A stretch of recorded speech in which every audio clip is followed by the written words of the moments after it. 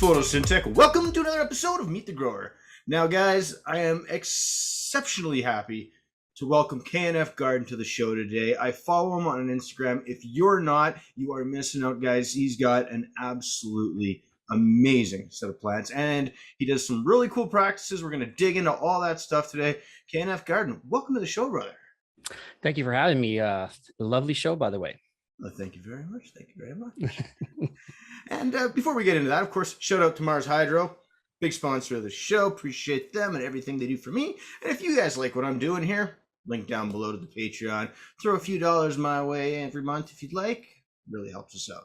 Now, that being said, let's get into garden talk. Let's do some talking about what you do, KNF Garden. And I know a lot of that is some really, really interesting stuff. But before we dig into that, could you tell me a little bit about yourself, where you come from, how you got to be where you are now?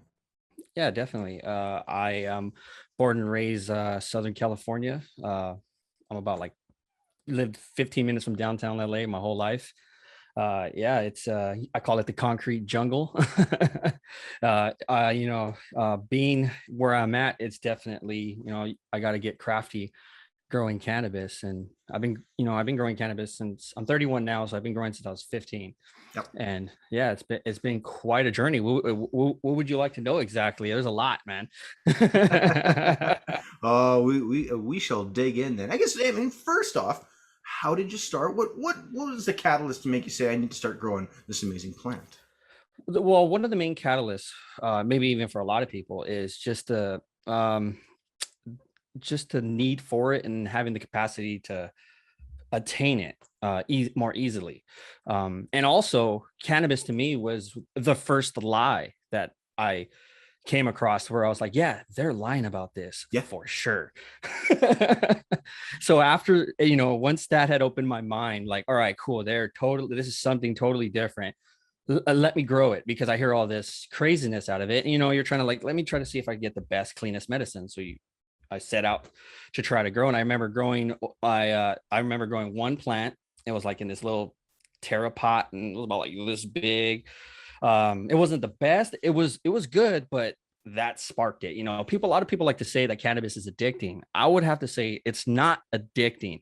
Growing cannabis, however, oh yeah, is very addicting, because with that moment, that serenity that you get when you're with those intimate moments with that plant, and you're pondering there, like, how do I figure you out?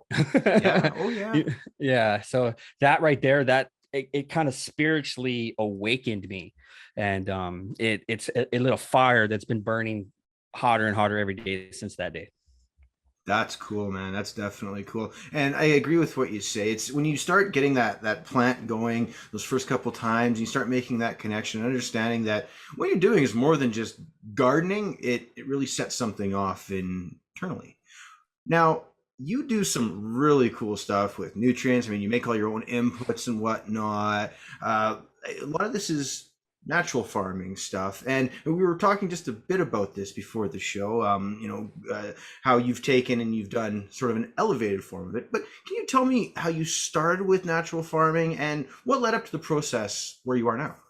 Correct. So when I first started off that first plant, I was at the grips of marketing. I believed that I needed to go and get something in a bottle. Oh, of course.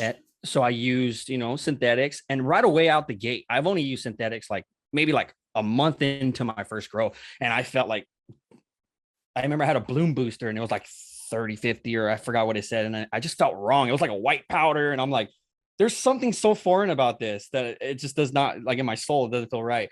So I ended up doing what everybody did years back, was hop on forums and dive and then keep searching and searching. And the thing about forums is you got to, if you see like 105 pages, well, I would have to go through all of them. Yeah. So you go through all of them, and I would figure out ways, then I got into the teas, and then top dressing stuff. And if you do enough research, all of it will lead you towards like fermentation, so to speak. Like all of it will. So I did a bunch of, and the thing about it in the beginning, when I was doing all these top dressing and all these, you put like 4 or 5 different amendments, when something goes right, I never felt comfortable. I didn't know what was happening that was going right, and when it went wrong, I didn't know what of the inputs I put in went wrong. So it gave me anxiety, to be honest with you.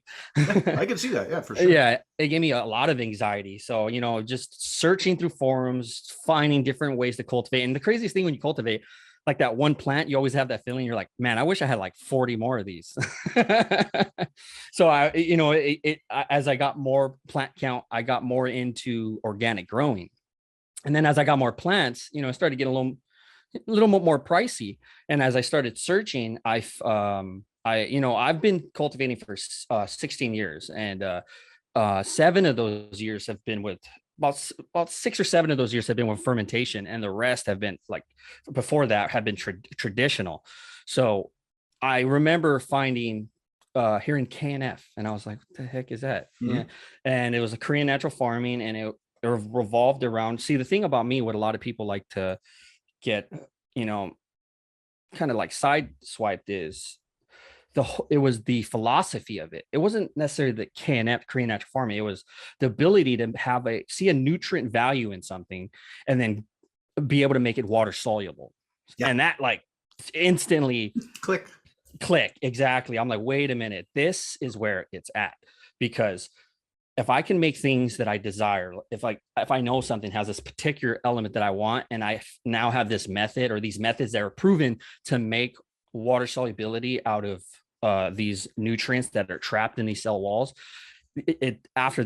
that's when I got super serious about growing, because not only does this bring you closer into plants, because it's an intimate level, because it's a lot of work to do this stuff.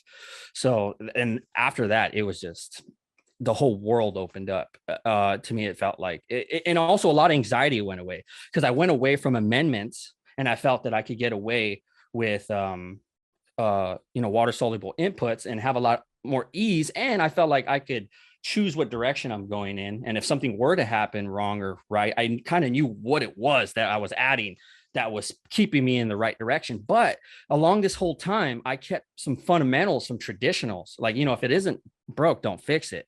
There's things that I took from that as well. So, and I think that's the difference. A lot of guys that get into KNF, they go full-fledged KNF. And when it comes to cannabis, at least I believe full-fledged KNF is for me, this is my opinion only. You know what I mean? This is what I've come across. To have immaculate cannabis plants, you need some type of hybridness going on. So I've learned from everybody: hydro growers, no-till guys, KNF, traditional, synthetic guys. I learned from it all, and I try to take the best that I feel like strategically wise helps either my schedule out or my time with plants, and I have adapted those into a more natural probiotic farming as the main driver of it, by having all this other orchestra in the background playing to this symphony, if you so speak. You know what I mean? Like, it's a beautiful thing. Oh, absolutely. So how did you start with getting into fermentations? I mean, myself, I full organic, no-till, but I'm a dry amendment guy. I re-amend my beds when I flip my plants, but I have started dabbling a little bit. I've got some EM1 that we made up, some FPJ and whatnot, but I know it's so much beyond that. I mean, I look at your Instagram and I see some of this full spectrum bloom ferment that you make, and I'm blown away, man. It's funny because I got some of it right here too. I've been nice out of demand. I've been making it and helping people out as well. But so going into all that, so a lot of the things that I want to going into this. So 2 things I use, that are not necessarily fermentation.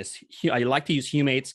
And I do use soybean amino acids, which is a fermented product. So when you break it down, I still consider that KNF. It's a fermented plant. The ideology is still there. The philosophy is still there.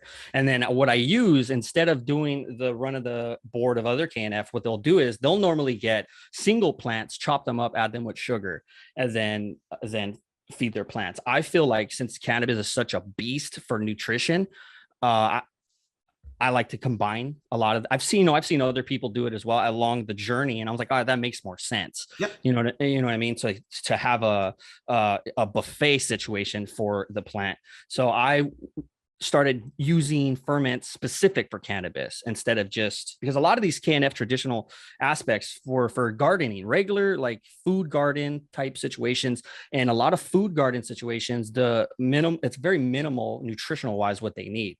Now, Yes. when you go into cannabis, it's whole different ball game, and you could definitely see it. And when you add a lot of these mixing of fruits into one concoction, they definitely do benefit from that added nutrition that you get. And one of the things that I differ from is I like to use enzymes being my driving force than microbes when it comes to the fermentation wise type of stuff. As you see, like I blend my fruits and stuff like that, which people think I'm crazy for. It's a beautiful looking product, and I mean that's the thing though. Like by taking and doing a fermentation, isn't that basically putting the microbes to work in the bucket first and getting all that activity happening, and then feeding that plant that bioavailable form? Correct. You're right. In a traditional aspect, yes, you're using the microbes. And in general, the microbes are doing a lot of this. But what I have found through researching nutrient companies and other places that make nutrition that I've found that I like, what they're using is enzymes. Yep. They're using specific enzymes like pepine, for instance. So in my bloom mix, my main driving force behind it is not microbes. It's pepine, the enzyme that's in papaya. So I make sure, yes, it's the main, and it's crazy because I had a eureka moment, because one of the main, I want to use two main inputs really in veg, humic and soybean aminos. Soybean aminos is made with pepine enzymes. So it was kind of like an aha moment, like, oh, that's what makes this so awesome, is that pepine is able to get to work on that plant material and make all these amino acids available. Same thing that I was going with my bloom ferment. I went heavier on the pepine. So you have to get a papaya that is extremely green, that has no seeds in it dropping. So you want to shake the papaya and make sure that, because the greener it is, the more enzymes it'll have. So when it's ripe, it really doesn't have any enzymes whatsoever, and you need those enzymes. So yeah, my driving force behind my fermentation is an enzymatic one. So I feel like that's what makes me different. I feel like the enzymes bring more, it will make a stronger nutrient solution than a microbe. Now the KNF guys will use the EM1 or lactobacillus to then concentrate. They, instead of using enzymes, they use that specific a way to go about it. I choose to use pepine. Blowing my mind, dude. That's just very, very interesting stuff.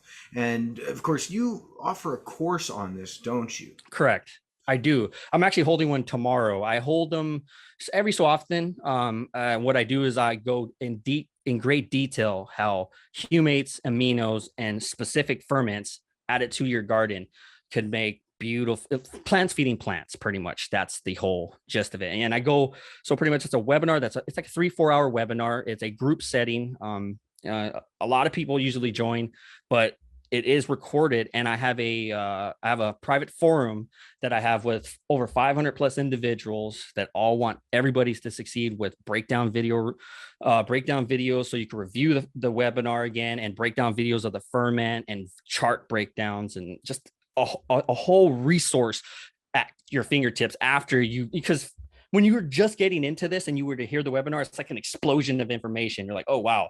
So it's definitely a really fun thing to see these individuals come take the course, and their mind opens up to the world of fermentation, which is awesome.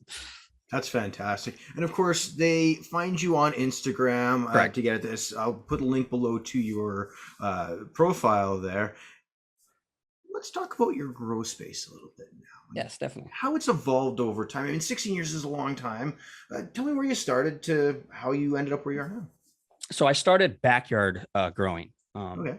I was so a rebel for sure. My mom and my parents hated cannabis.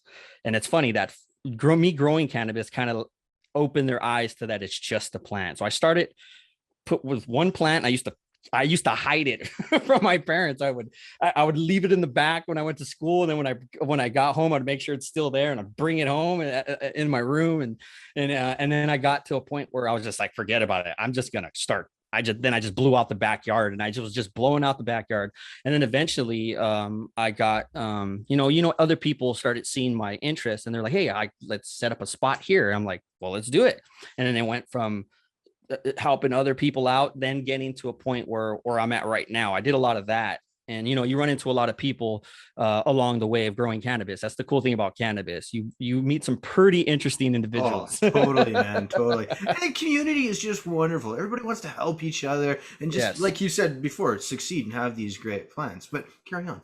Yeah, definitely. So I got to a point where I was in like, this is what I want to do. I felt even right now, I couldn't stop if I wanted to. I bleed this stuff. Yeah. It's like it's just something about it. It calms me. It's just every time I am around plants, I feel not hopeful. I would say I feel empowered. I think that's the feeling. I feel empowered, and I feel like it gives me the power to empower others as well. So this feeling, it got me to the point where I'm at right now, where you see where I have that the greenhouse set up, which is with me and a partner. So it's not just me. So it's me and a partner. We have it's a 30 by 40 greenhouse. Nice. Yeah, it's really, really nice. I like it. I like that type setup. Yep. And we run that space beautifully. I don't know. I've never had a greenhouse up until a couple years ago, because I was always just outdoor stuff. I did some indoor as well, but for some reason, I don't like indoor. There's just something about that sun terps, the medicate. I do this for medication. My mind's everywhere. I'm go all the time. Yep. So I need something to calm me down. And something about those sun terps that just, they hug me like a warm blanket and never let go. Nice. Yeah, and it's awesome, you know what I mean? And it's free, you know what I mean? And also our greenhouse is all solar.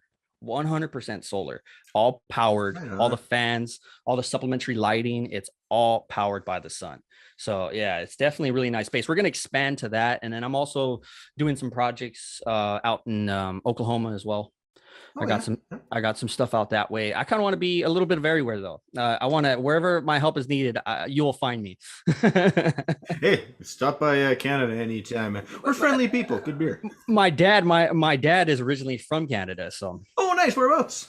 Vancouver area. Okay. He came here as a little boy, so he doesn't know too much about Canada. But yeah, I got roots in Canada for sure. Nice. We could make you an honorary Canadian pretty darn quick, I imagine. So from going into a greenhouse, from growing outside, was there a particular challenge or something that really surprised you? One of the coolest things that I noticed is they grow a lot faster because of your VPD that you're able to attain. And the thing about that VPD in a greenhouse does amazing things, because you can have really super hot days and your plants will love it compared to being just out in the dry heat. Yeah, because they could have that ecosystem, so to speak, in that greenhouse effect. And that's one of the major things that was like an aha moment, where I was like, I don't think I'll ever just grow straight outdoors anymore. I like the greenhouse setup. And then you just have the ability. One of the major things I like is no dust on your weed, no dust on your cannabis, no dust whatsoever. Bud washing, then, are you for or against it? This is how I feel. I do not like to knock anybody's hustle. So if it works, do it. And I feel like there's always a place for any technique. Definitely. But I feel like I would always err on quality over anything else. But if something had happened where something had blown on my cannabis and I knew I was going to wash it or something like that, or do some rosin, maybe I would do that, because you're going to wash it and then freeze it and you should be fine. But when it comes to the quality of smoke, I feel like that's why a lot of outdoor is so, because you get a lot of that dust out there. And I feel like correct. And I feel like a lot of the indoor, the greenhouse is like a technology to help that. And I feel that's the way to go, honestly. And if you're trying to just blow out of space, all for it too.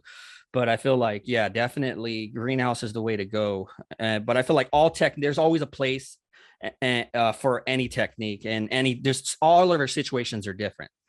Yep, absolutely. And I've said this many times, is it doesn't matter what style you're using. And even if you are growing synthetic, if that's what works for you, just grow. As long as you're growing, you're growing, Yeah. If you're getting this is I advocate for, get near that plant, let it heal your soul. in any way that it can. And it will take you down that journey to where you need to be, regardless of how you started. Nice, nice. Great philosophy. Definitely. Tell me now about your favorite grow of all time. When My everything came together and you just, like the forearm size colas, it, or maybe something different. it's the one that I just came off of, the Oh, one that nice. got me my Instagram fame, so to speak. It's the one that it was the when I first got this greenhouse. It was just something about it. It was I used to truck drive for 7. I always grew cannabis on the side. Mhm. I did it before full time, and then I got arrested.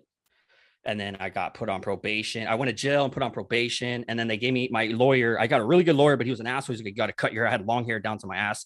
He goes, you got to cut your hair and you got to give me like $10,000 more and maybe we could fight it. And I'm like, yeah, I'm not going to do that. So I went and I put all my money into trucking. And then I did trucking and that on the side. And then COVID hit and decimated my company because I only trucked for mom and pop shops. Yeah. So all of them just went under and it just ruined me. So I was just there contemplating, with my wife, and I'm just like, you want to know, I'm just going to go back into what I know. If I'm going to sink, if I'm going to burn and crash, I'm going to do it under my terms. That's how I felt. So I went full-fledged. I started up again, my growing full time. I already did it like for me, but I was like, all right, I'm going to do this to let's try to put this brand out there, so to speak. Let me try to influence some stuff. And, I started the seed company. It got out of control. I had to calm it down because it was like, I wasn't ready for it at the time. Too much. It was like too much. I was like, all right, let me just, continue to growing. And then I got that greenhouse, and that greenhouse zenned me. Every morning I would drive, and out of the chaos that was happening in the world, that thing kept me just in line. And that's my favorite one, because that one proved to me and the world around me that I'm a force to be reckoned with, so to speak. The quality content that you put on Instagram absolutely shows that. And the plants, the pictures, man, it's just like, woo, I love it. I bleed this. I don't just do this. I do this for a living, but I do this because I'm extremely passionate about this and I love this. That's why you see what you see, because you're physically seeing love pouring out of me into these plants and then being broadcasted. That's pretty much what you're seeing. Yeah, preaching to the converted, brother. Absolutely, yeah, exactly. 100%, man. Exactly, right? Yeah. What do you think most experienced growers tend to underestimate? They underestimate where they come from. Mm. That's what I feel like, because one of my main things that I get a lot of flack for is my use of humates and soybean aminos, because that's more of the truth. Soybean aminos are big in big ag, and so are humic acids. If you go and you do research in big ag, they're like they're fundamental things for them, because humic acid allows them to like not fertigate as much, and then soybean aminos are just a great way to get plant health up. And one of the things I feel like is just where they come from. And a lot of these things are overlooked. You know what I mean? A lot of people will see humic acid and be like, I tried that. It's in a bottle form. Like, no, I've researched humic acids for 15 years and not all of them are the same. There's some that are saltwater derived and there's some that are freshwater derived, and some are acid stripped and biological. You know what I mean? I like freshwater, biologic derived, gunpowder consistency, 100% water soluble. And I use it with every single watering, but I feel like some of these we're always trying to race for the next best thing. And I feel like sometimes growers will overlook stuff that is fundamental things that they just look over for the next best thing type of situation. That's what I feel. Yeah, very, very cool. I got a couple of questions here from the Gromies on my Discord now. Oh, definitely. And a couple of really good ones. First one, IMO collection. Do you do it? And if so, how do you go about it? What collection? IMO? IMO. So I take on IMO differently than most, because since I live in a concrete jungle and where I also grow is in the middle of nowhere in the mountains, I cannot just leave rice or other collection about the place, because I'll get mountain lions and other stuff coming into and I don't want to kill anything. If I cannot kill something, I'm gonna leave it like that. But if something comes into my domain, I'm gonna have to protect myself. So what I do is I've used techniques like fish amino acids, the oils from fish, to water into my media and cultivate it. I use my media itself for IMO collection. Oh, neat. Yeah. So, and it's like right there. So, my IMO that's in the area, it's already acclimated to that situation from the highs and lows and whatnot.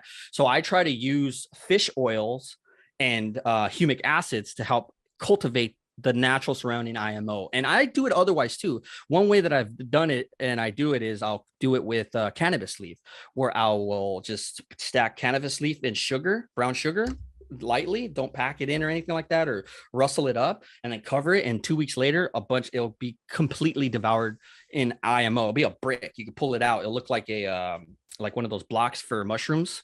Okay. Completely white. And you can either fill that with water and then collect that water, and that's like a liquid IMO made out of cannabis leaf. And I like to use everything that's at my disposal. So cannabis is in front of me, I use cannabis. But yeah, definitely, if you guys want to do it, so it's just a bucket, a couple handfuls of leaf, a little bit of sugar, a couple handfuls more. You keep doing that till it's layered, and then just cover it and leave it alone for like 2 weeks. And when you come back, it will be completely white. There you go. Awesome tip. Yeah. Now, do you use sea salt in any of your recipes? And if so, do you have a favorite brand? Sea salt, I don't. So I only use a total of 8 inputs, 3 in veg, humic acid, and soybean amino acids, and an inoculation. And then in flour, I use the full spectrum bloom ferment, water soluble calcium, solution grade langbonite, and also I ferment roots and I ferment the cannabis leaf. And those are the only inputs that I use. I don't use anything else. I have used a lot of other stuff, but a lot of my research, I filter it through a cannabis plant. So since the very beginning, everything, I will put it through the plant, and then I let her tell me if I should move forward with it or not. And I feel like these selected inputs that I've used, cannabis loves the most out of a majority. It likes all of it, of course, but I feel like it uses it most efficiently to be stress free. So I'm after genetic expressions, and I'm trying to keep maximum genetic expressions available in my plants. And to do that, I got to get stress free nutrition uptake. And I feel like with these inputs, they hit all those markers. Interesting. So what about stuff like, say, silica or mycorrhizae?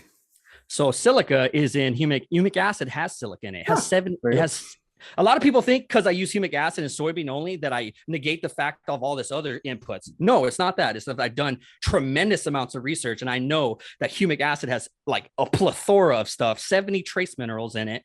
It has it's got calcium. It's in small numbers, but they're there, and they're there in sufficient amounts. And specifically, since it's a chelator, it's high chelation ratio, and with the soybean aminos and aminos chelate as well, it's like a powerhouse. It's like a force to be reckoned with. You know that beautiful sheen that I got, that lush green, that's only from those 2 inputs, humic acid and soybean aminos. And it's not the fact that I don't like any of that other stuff. It's just that humic acid has silica, all those trace micro and macronutrients in it, along with all the aminos that I have. So it's like it's definitely, if you haven't tried it, try it. And all the soil I grow in is inert. If I do grow it amended soil, it'd be like a 707, but it's only amended for like 2 weeks at max. Yeah. But everything is inert completely. I have full control over where the plants are going at every time, every step, every week. I am locked in step with them. That's just incredible, man. I mean, you're just blowing my mind. But has it ever gone off the rails? I mean, have you had a ferment go wrong, killed some plants? Like the dangers or is it just all sunny and peachy? No, not at all. One thing is, every grow I've ever had, I've had russet mites, spider mites, but I've gotten rid of them, of course. You know what I mean? Every grow I've ever had has hit some type of russet mite, some type of mite, or some type of pH fluctuation. So definitely it's not all peachy, but I am confident in, as a gardener, that I have tools in my toolbox to combat these. And if you are lazy, you will run into problems. If you're not lazy, you will keep everything at bay. Just like life, we're dying every second, but we are, you know what I mean? We're not letting any of that take over, because our bodies is fighting it every second of the day as a living being. Same thing with plants. As long as you keep your IPM protocols intact and you keep your nutritional values hit, you'll be fine. But that doesn't say that you're going to get hit. You will get hit. It's just how you approach that defines what type of gardener you are. Oh, certainly, certainly. Pests happen. And once you realize that and accept that fact and have a plan in place. And on that subject, tell me what you like to do for IPM. So since I come from since I all have anxiety, if I have too many variables, I like to minimalize my inputs and use things that honestly work. And I learned this from Kevin Georgery. It's sulfur. Only in veg. You only use it in veg, and you never use it if you have applied any oils prior or anything above 80 degrees. Yeah, I learned that the hard way. Yeah, right. Yellow plants. Yeah, for reals. It's got to be wettable sulfur. That's the key point. It can't be dusting or ground sulfur or any other nutritional. It's got to be wettable. And I use it at 3 tablespoons per gallon of sprayer water and spray the living heck out of them. The stems, the underside. I mean, it only kills on contact, and it kills pretty much all spider mites and all. It'll kill russet mites. Like if you have russet mites, and in a 10-day period, if you spray every 3 days in that 10-day period, and then every week after that, in that 10 days, I would be astonished if you find any living spider mite. I mean, russet mite or broad mite. And that's what I use. I spray sulfur either biweekly or weekly, depending what I'm scoping. So I scope religiously every day. So as I'm scoping, it's dictating what I am doing for that IPM week. If I see that everything's good, I'll just go weekly. If I see any inclination of something going, I'll up it. But yeah, I use sulfur as my main source of IPM. And in flower, I don't spray nothing. I pray and I hope that I have enough health that when I get to flower, because normally if you grow real greasy plants will bugs will stay away from your plants. Yeah.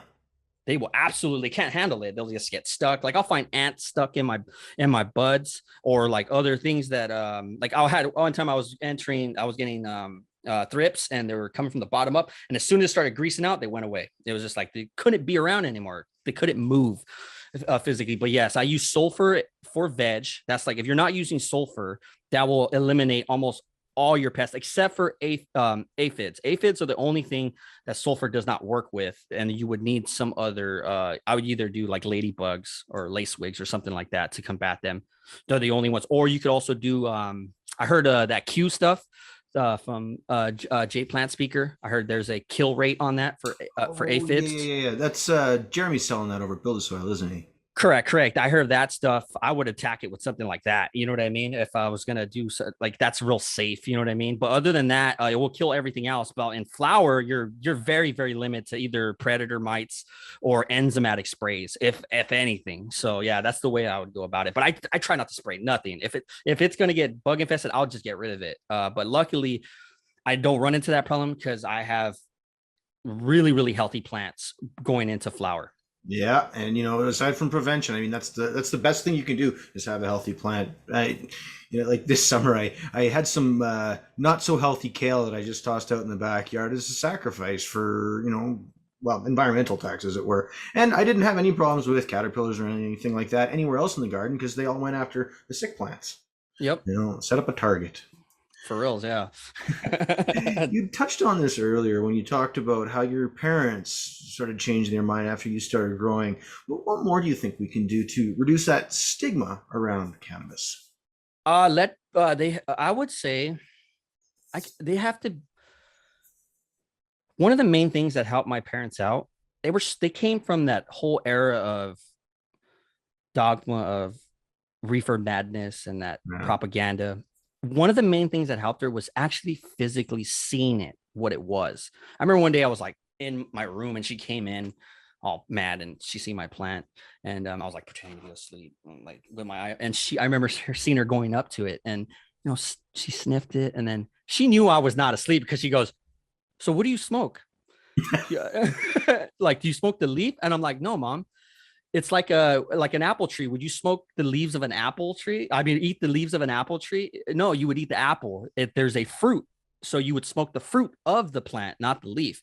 And she was like, "Wow, it's just a plant. Like, what the hell? What's the whole fuss about?" You know what I mean? And that was like the breakthrough moment. And I feel like once we get people around it enough, not necessarily, I'm not going to use desensitized because I think that's just not to be desensitized about. It's just to be comfortable with it. in the fact that it's a natural thing that grows. Once people have severed that relationship of that naturalness from it. They think it's not no, it's extremely natural. It comes from the ground. Yeah, and I think that's when I think it's just being around it and it being pushed in a way where it's because a lot of it's like drug. No, it's a plant. Yeah. Yeah, you know, it's a plant. I see it as a plant, a medicinal plant, of course. And people could be like, "Oh yeah, look at poppy seeds and all that." I'm like, "Whoa, you're going down a different road." But I feel like if we could get more people around it and respecting it as a plant, I feel like it would help a lot, because that's what helped my parents, knowing that it was a plant and it grew naturally, got rid of a lot of that stigma. Yeah, that's really a good way to look at it. And it's just the fact that our bodies have this endocannabinoid system to begin with. I mean, there's just something there that makes a lot of sense, you know? Definitely. Yeah. Like, why do we have the, the CB receptors and all that? And especially the one revolving around memory. And you're like, oh, that's why you forget a lot of stuff when you smoke, because it's triggering the heck out of that. Like, okay, then that's why I love cannabis. It brings you a journey of your body, well-being, and spiritual. It's just like, it's crazy beneficial if you let it in your life. Definitely. I agree. Cure what ails you, guaranteed. I'll take two. Yeah, two please. Back in the grow room, I want to talk a little bit about equipment. Now, being that you've got the greenhouse, you're not, doing maybe as much with like lighting and that sort of thing, but I'm sure you've got a piece of gear that you consider critical. What would that be? Do we have any right here? Let's see. I would say this right here. This stays on this 250 times scope, Carson. This right here is on me 24/7. Yeah. Definitely. And I would say a good pH pen too.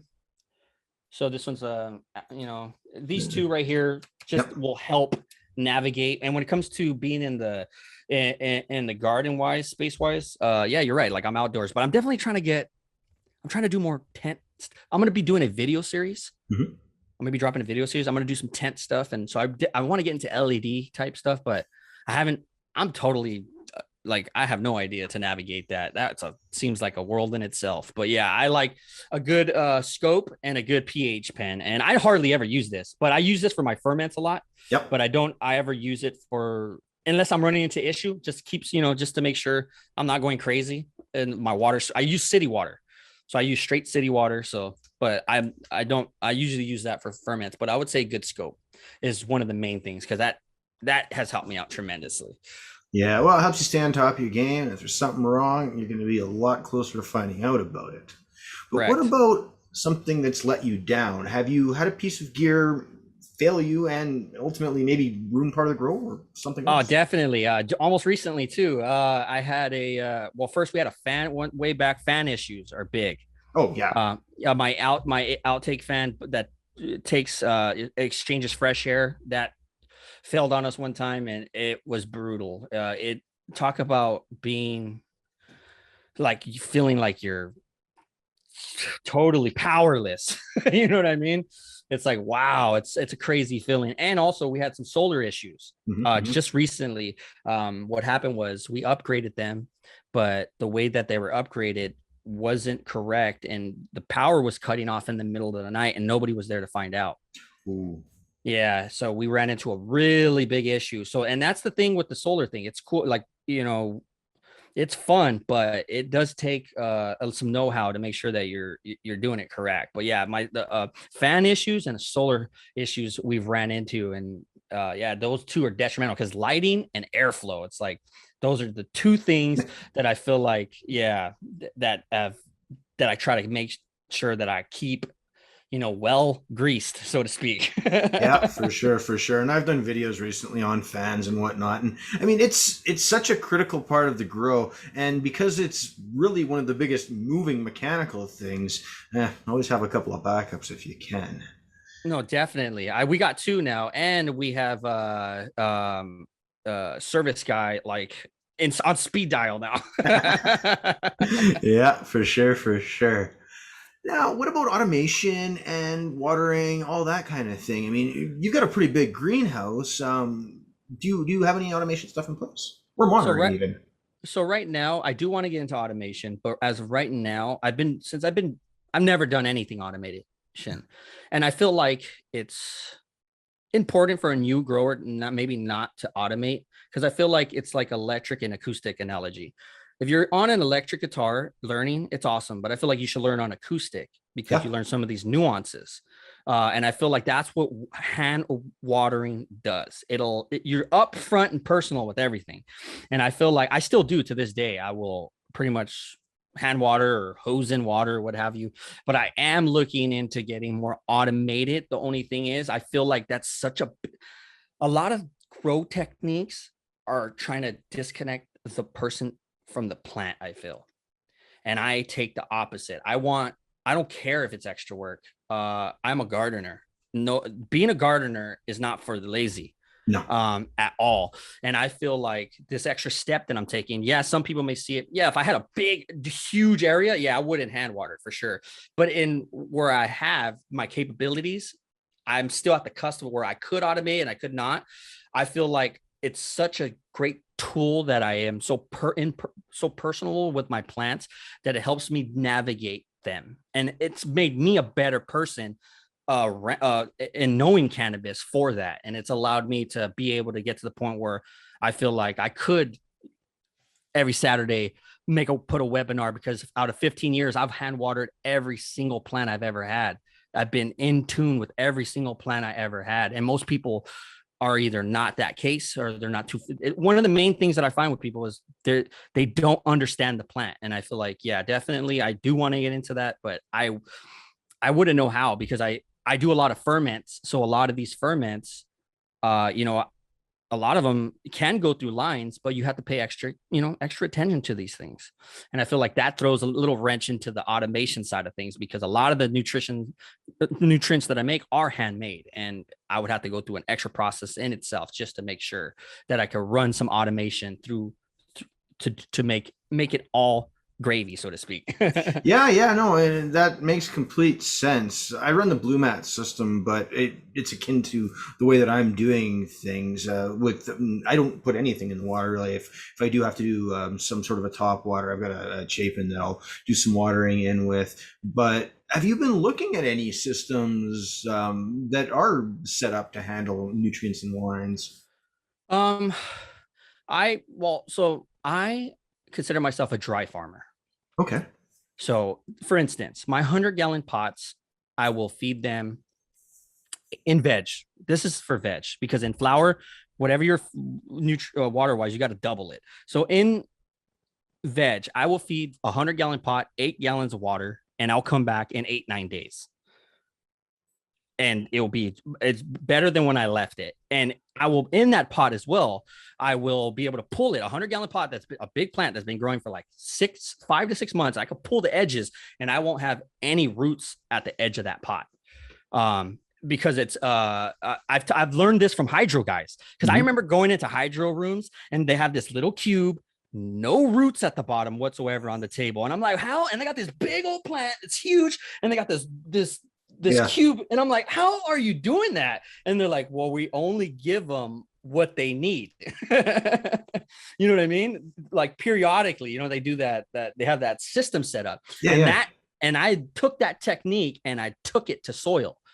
And I feel like this dry cycle for me is, it brings them into their natural rhythm, like they would naturally be. They're not getting water. They have their feeder roots, and they're mostly more dry than they would be wet, I would think, out in nature. And they are a weed after all, of course. So I feel like this dry cycle helps me tremendously in building a lot of essential oils, because this plant will then get in a rhythm. So every 7 days I will water. So they get in this rhythm, and anticipation for this dry spell, they will start producing more essential oils for sun protection. You know what I mean? And develop it's like a response that I am making them have a stressor, a natural stressor response. And I feel like that to me has given me an edge in my work, is the fact that I'm able to use these natural stressors to bring some of these qualities out in the plant. And I also I live in California. Our water situation has always been horrible. Yeah. So if I could get away with using very minimal water, but grow beautiful plants, I feel like that's a win-win. And I feel like that's more like for the like moving future wise, that's future proofing me because I don't water for no runoff whatsoever at all. I only water. You would be amazed how little I water, and you would think, can you get away with that? And only in flower do I ever start to really water heavily, because in flower, it's a whole other ball game. You cannot really, you could do dry backs, but you can't do them as aggressive, because then you get some crazy, you get your leaf will start getting pissed off like crazy. Yeah. But yeah. So when it comes to like watering automation wise, I don't know what I would use to help me. I was thinking, I've seen the tape stuff. I don't like blue mats because they keep the soil too moist for my liking. I was thinking like traditional like drip or something like that, like a halo drip or whatever. I like the halo drip because I like to water around. I don't do the outside thing. I only water the outside in flower, and I only water the inside in veg, because I found that when you're watering the whole pot, all you're doing is you're letting roots expand out. And the only thing that you're increasing is your consumption of nutrients and water. That's it. Not health wise at all, I feel like. And in veg, I'm not trying, there's nothing crazy. I'm trying to be I'm trying to use all my inputs to the best of my ability to get the maximum potential out of everything. So I only want to use a little bit of water, a little bit of nutrients, and I get away with that with the root mass that's not as big, but is extremely happy. And only in flower will I benefit from that extra root zone area. I will start letting it seek out some more roots to then take up more water, because I'm going to be doubling that water, so they could then benefit from that doubling up. Yeah.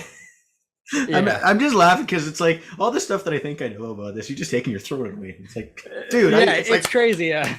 I love it, man. I love it. Yeah, and my work, I always let my work speak for itself, because you're like, you're fucking crazy. I'm like, well, yeah, but I don't know. Yeah, I'm like, well, I only listen to my plant. I have a quote that I like saying: "I care not opinion of men, but only plant." Yeah, I think that's a healthy way to look at things. And your plants absolutely show that level of care and attention. And you have now started putting out your own product line too. You're selling several things. Why don't you tell us about that? And more so, how can we find some? Correct, definitely. So the reason why I got into that was everybody was really interested in they were looking at these photos and they're like, how in the heck are you getting plants this healthy? And you're saying you're doing this and that. It's insane. So what I did was I was, telling people where to get it, and then I got to the point where I was pointing all these directions where to get it, and they're all selling out. So I felt, and a lot of people couldn't get them. They're like, I don't know what you're talking about. So what I did was I started procuring some of these things. Like one of them is this right here, the soybean amino acid. Yep. This right here. Oh, you can't really see it because of the the blur there. Here, that's okay. We'll get links to everything there. So yeah, definitely. Here, let me. There. No, we're good. I got you. What? There we go. So here you go. Look at it. So it's the soybean amino. So I offer this right here. It's on my website. So this is what I feed. I even feed this through flour, which people trip out on it. So I don't see this as it has nitrogen in it, but I don't see it as a nitrogen source. I see it as an amino source. The nitrogen that you get from this amino source doesn't ammoniate. And for instance, since I do a lot of dry backs, this allows me to get away with that, because as it dries out, it does not raise the EC, so to speak, level. I'm just speaking because I know it's a lot harder to read these in organics. It doesn't raise the salinity because there isn't any to raise in the media as it dries out. So the concentration of nutrition doesn't change like it would in a normal situation where you have other nitrogen sources that will ammoniate and salinity levels will increase as it dries, causing weird stuff to happen. So I use this with great success, and it has 80 amino acids, which the plant absolutely loves. They're trying to make, what they're doing is, in a traditional thing aspect, they're trying to make these amino acids and you're giving them in their final form. So they absolutely love it. In return, they're saving like 20% of their energy and they're going back and using it for cell division and, you know, stuff that we want them to do, be healthy. So yeah, this right here, you can find on my website, knfgarden.com, the soybean aminos. And then I also have this, I use these in tandem, the humic acid. So this stuff right here, I would never grow without it. Yeah. This changed my life, humic acid. And I never used to do it with powder until I found the quality of this. I used to get forest humus. I would bubble it for 12 hours and then I would feed my plants. And I would get two things out of that. I'll get humates and I would get inoculation of fungi. So, you know, I believe that cannabis loves a fungal dominant situation compared to a bacterial dominant. I feel like it thrives. And this is what I mean by it. In a bacteria, when I have a higher bacteria dominant situation, when I'm feeding my plants, I'm seeing 4 to 5 day changes. When I'm feeding more fungal dominant situations, I'm seeing 2 to 3 days changes. Like they're able to assimilate some of this nutrition quick, like extremely quick. So bacteria, I'm able to get through fungi 2 to 3 days quicker responses out of my plants. And humic acids in themselves will cater to a more fungal dominant situation because of the high carbon content. You know, life is built on carbon and it's a lot of carbon in that. It's 64% humic and 3% fulvic. It's freshwater derived. It's extremely high quality. I have searched and tried every humic out there. And I know for a fact there's not in the cannabis world, right? Oh, a big ag, they're using it, but in the cannabis world, this stuff right here, there's very, very few people that have the quality that I have. And I like it in powdered form because a pound of this in that big garden that you see will last me like a year or more. Yeah. A pound of it. And it's like, it's amazing, amazing stuff. And the thing about, if you're a ferment farmer, if you like ferments, you need to use humics for the simple fact that, it loves fermented products. That's why I use it in tandem with the soybean. It unlocks the chelation ratio. What it does is it restructures everything that it touches. So something that's already in a form that's extremely soluble, it hitches that ride and it supercharges that facilitation at the root zone so that it's effortlessly absorbed. And ferments and humics should go hand in hand. And if you're not, just try using humics with ferments and you will be amazed how much further you would be able to push your ferments. And if you have any purple stems or any issues with chelation in the media where it's getting pissed at you, humates will help alleviate a lot of these issues unbeknownst to you that are happening in the soil because it allows these pH ranges to be widened a bit of absorption rates of things that are normally locked out. They'll help them, you know, play nice. They'll help them play nice together, so to speak. Awesome. So, and then you also sell the bloom ferment on your website, don't you? Correct. I just started doing this. You know, I had a lot of people. I also sell it with a QR code that you scan and it'll take you to a video that gives you a full breakdown on how to make it yourself if you so want to do that. So yes, I've been making it because it's just amazing. It's one way to put something in someone's hand and then inspire them to then maybe either make it themselves. And also know there's people in situations where they don't have the time. Yep. And I've had people ask a ton of, have you offer this? So finally, you know, I put it in this form. And also this could be reusable. A lot of people go always put it in single-use plastic. This pops off and you could reuse this. So you could put something else in it. You just hold it with like some pliers, fill it, and then pop it back in. And nice. So it's super cool. It's really easy spout to dispense it. It's 750 milliliters. This stuff, I got guys using it in with synthetics as a booster, having amazing results. I bet, it's packed with vitamins and growth hormones and just nutrition that's the plant absolutely loves. And when I say a maximum, it pushes maximum genetic expression. And this is what I mean. When the plant is going through its genome and it has to come up to a point where it has to express a certain trait. Well, when it has a situation where it can't absorb certain nutrition, that marker gets lost. It cannot express it. But when it comes to it and you have nutrient dense media, it's able to call on these nutrients at that proper time and then able to express that when it needed to. And this allows that. So when the plant needs it, it's there for it in a form that is familiar from another plant. Plants feeding plants. It's the way to go for sure. Oh, 100%. What do you think we can do more of to help out the new grower? The new grower, I would say encourage. Yeah, Simple as that. yeah. Encourage, no matter what it is they're doing, even if they're doing it to a point where you think they may be doing it wrong, encourage them to keep doing it, to get better. Because through, a calm seas never made a well-versed sailor. You know what I mean? Captain, I mean. It's those rough seas that made you a good captain. Yeah. And encouragement is key for that. And I feel like if you were a new grower or a grower that has skills set, and you see a new grower, just encourage them to keep doing them every single day. Just keep at it. And I think that's the best thing, because there's a lot of people out there that I'll see where they'll just have something negative to say. Oh, Or they'll say, like, for instance, oh, I watered my plants. Oh, you could have done it this way or that way. It would have been more like, oh, that's awesome. I do it this way. You know what I mean? Or what have you, but always encourage. And yeah. I feel like one of the main things that stops a lot of, that new blossoming interest is the negativity that may be encountered, because everybody is a master grower or what have you, or I'm not, and, and rightfully so. Everybody's like, my stuff's the best. Of course, if you don't have that in you, that's what drives. You want to have the best. You know what I mean? You need that drive too, but you also can't. You got to be mindful that we all started somewhere. There's a point where I didn't know jack anything, zero at all. Yeah. Yeah. Oh, my very first grow is well, it's a good thing you can smoke mistakes, put it that way. That's a good. I'm gonna use that one. Yeah. Oh, I can't lay claim for it. Apparently that one comes from Frenchie. So it does. Oh, it does. Oh, yeah. Frenchie. So yeah, rest in peace. Rest in power. Yeah. Oh, man, that's a good one. Yeah, No, for sure. but I think that is one of the biggest things: encouragement. Oh, 100%. There's nothing more crushing for a new grower to have something go off the rails and just get shit on by people like on Reddit. Stop Yep. going to that site for grow stuff. It's frustrating. The best thing about a new beginning is you can go in any direction.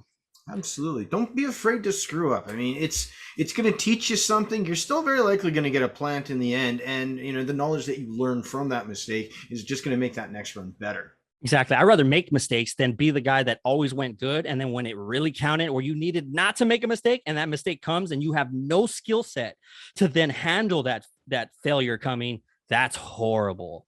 Yeah. I feel. Yeah. Oh, so much. I did my first outdoor grow this year because where I am, we don't really have the ability to do photo periods. So I threw an auto out in the garden, well, a couple of them. And I mean, the pest pressure and stuff, it was fantastic because I started learning more about just some of these things that I could do. And should I experience this in the inside garden, I've now got something in the toolkit to help me there. Exactly. And I feel the same way. It's just, this is how I see it. When I go into a future endeavor, I tell myself, I know there will be problems, Yeah. but I will be there with those problems, willing to handle them as they come. Yeah. Yeah. Looking at a problem as a chance to take a challenge, learn, that's See the best way to solutions. approach it. Oh, exactly.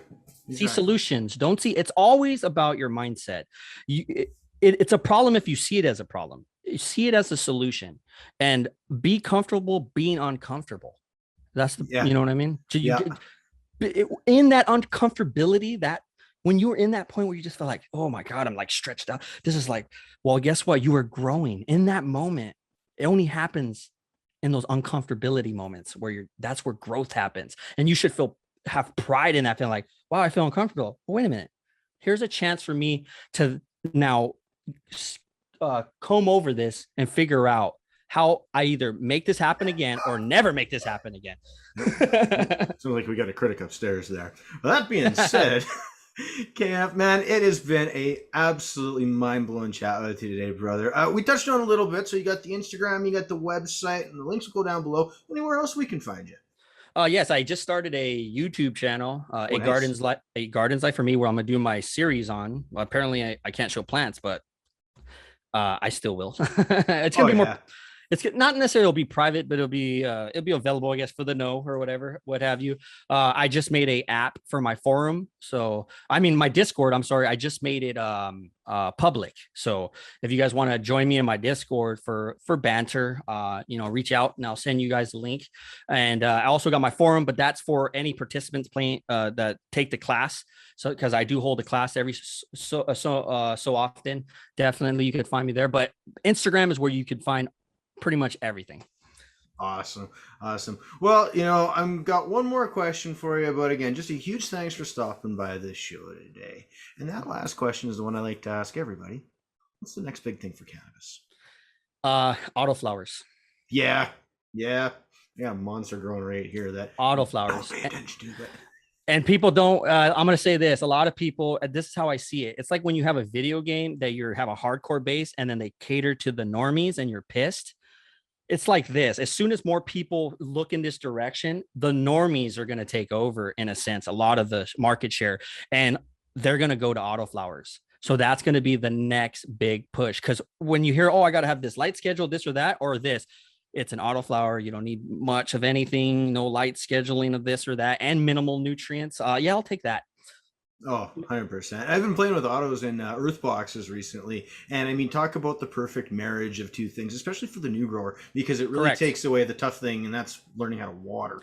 Of course, not developing that skill is also another thing, but is what it is. No, but look at just for the older guys that are kind of hesitant for the auto things, because there was a lot of hate. Think about how many new people will be able to enter this sphere and enjoy this. And then that stigma of, what is this? It goes away because more people are going to be into it. Absolutely. Hey, that's what we're trying to do here, is spread the good word about the good herb. All right. Definitely. Well, KNF, man, absolute pleasure having you on the show today. Guys, check him out. Links below in the description. And, oh, man, hopefully we can have you back for another chat soon, because you absolutely blowing my mind this time. Thank you, brother. It was my pleasure. All right. Guys, we out.